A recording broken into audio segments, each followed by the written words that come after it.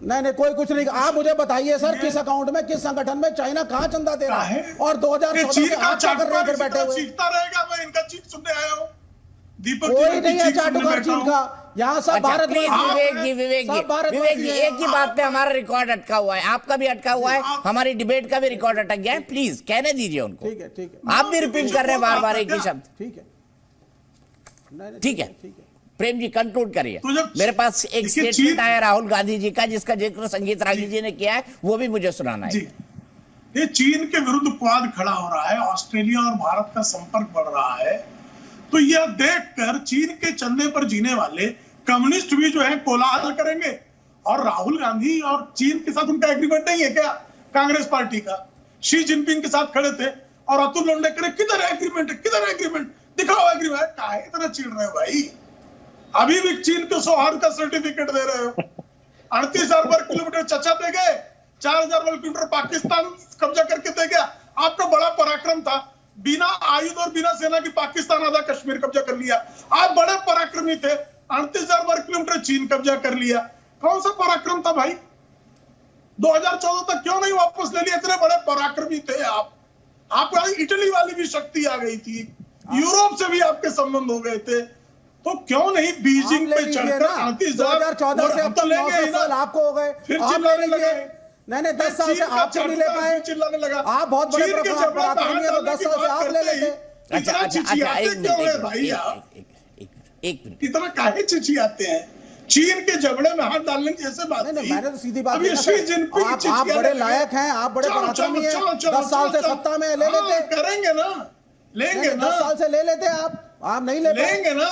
भारत की संपर्क और दूसरों में लेना हमारा कोई क्रिएटिव बात नहीं करना, कोई क्रिएटिव तथ्य नहीं देना। जो है चाटुकार तुम लोग फिर चिल्लाने लगे। दीपक जी बड़ा अब मैं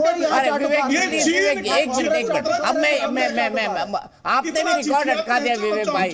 प्रेम गुप्ता जी आगे बढ़ना चाहते हैं, वहीं ले आते हैं। अतुल जी मैं आपके पास आऊंगा, लेकिन मैंने अभी संगीत रागी जी ने जिस बयान का जिक्र किया, मेरी टीम निकालने की कोशिश कर रही थी। देखिए अब ये चीनी षड्यंत्र सफल हो रहा है।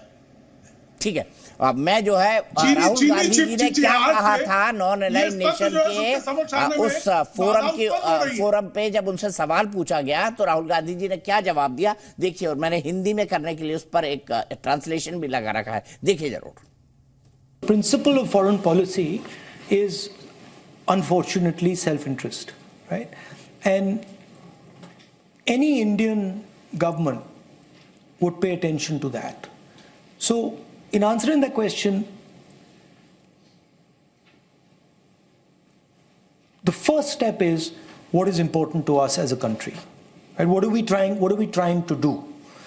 And what we're trying to do is, we were a rural country and we are making a transition into an urban country, and this transition has a huge amount of energy, right? Potential for violence, but also potential for prosperity, potential for transformation. And we're trying to manage this energy as it's moving, right? If you look at our policies, or the UPA policies, they were all about trying to manage this transition from a rural to an urban connected country, right? So our foreign policy will follow that idea, right? Our foreign policy will reflect that, right? What would we like to do? We would like to build a society that's productive, a society that allows our people to have an imagination, to live happily, to be educated, to have a certain amount of health care.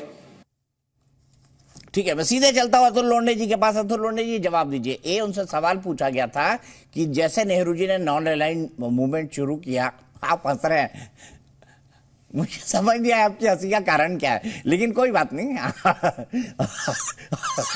हंसते रहना चाहिए यार किसी को। मैंने show जवाब दीजिए, क्या कहेंगे आप भी हंस रहे हैं दीपक जी? अभी ऐसा है अभी आप भी हंस रहे हैं दीपक जी, पूरी दुनिया हंस रही है इस पर, पूरी दुनिया हंस रही है। नहीं अरे सुनो ना चरण, अतुल जी को देखिए। अभी ऐसा है कि फॉरेन पॉलिसी की अंडरस्टैंडिंग कितनी लो है और ये जो है चरण चुंबक चाटुकारिता, हमारी अपनी बेअकली का प्रदर्शन किस तरह से कर रहे हैं, देखो मैं बताता हूं। He was talking about that as far as foreign policy is concern, unfortunately self interest serves the first. उन्होंने कहा कि राष्ट्रीय हित जो है, नेशनल इंटरेस्ट जो है वो प्रथम है, वो प्राइम है।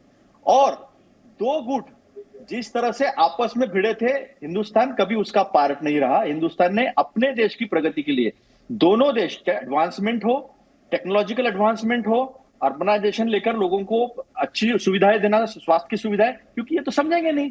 हमने एंड बुद्धा स्माइल्स कहा था जब हमने अण्वस्त्र का टेस्ट किया था 1974 में, तो उसमें हमने कहा था कि हम इसका खेती में इस्तेमाल करेंगे, स्वास्थ्य में इस्तेमाल करेंगे, क्योंकि making our own country more powerful economically, socially is much more important to play a bigger role in a world politics।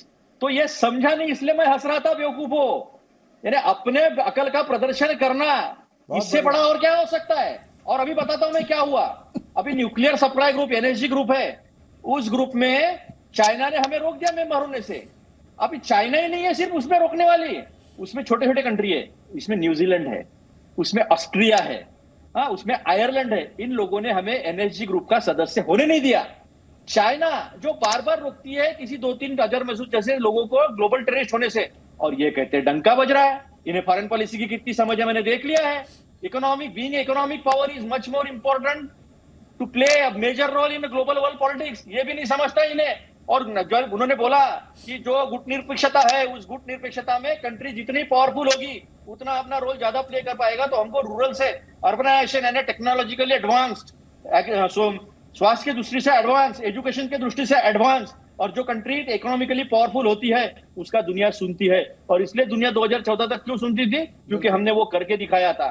तो ये समझ के बाहर, मैंने पहले ही कहा था, ये प्रबुद्धि के लोग हैं, ये एजेंडा लेकर आते हैं, इन्हें फॉरेन पॉलिसी समझने के लिए बहुत टाइम लगेगा। इन्हें नेशनल इंटरेस्ट की बात तो करते हैं और हा हा हा ही अरे अपने बेअकली का प्रदर्शन समझाने के बाद भी फिर से कर रहे। अभी क्या कहेंगे, देश किन लोगों के हाथों में है, बंदरों के हाथों में है, गधों के हाथों में, क्या कहेंगे अभी। ये समझता नहीं फॉरेन पॉलिसी क्या है, ये गधों के हाथों में है। और समझाने के बाद भी बेशर्मी की तरह हंस रहे हैं कि फॉरेन पॉलिसी क्या होती है, व्हाट इज नेशनल इंटरेस्ट, ये भी इन्हें फॉरेन पॉलिसी का समझता नहीं है। तो मैं दर्शकों पे छोड़ देता हूं, मैं तो दर्शकों से बात कर रहा हूं, बेवकूफी और गधों से क्या बात कर।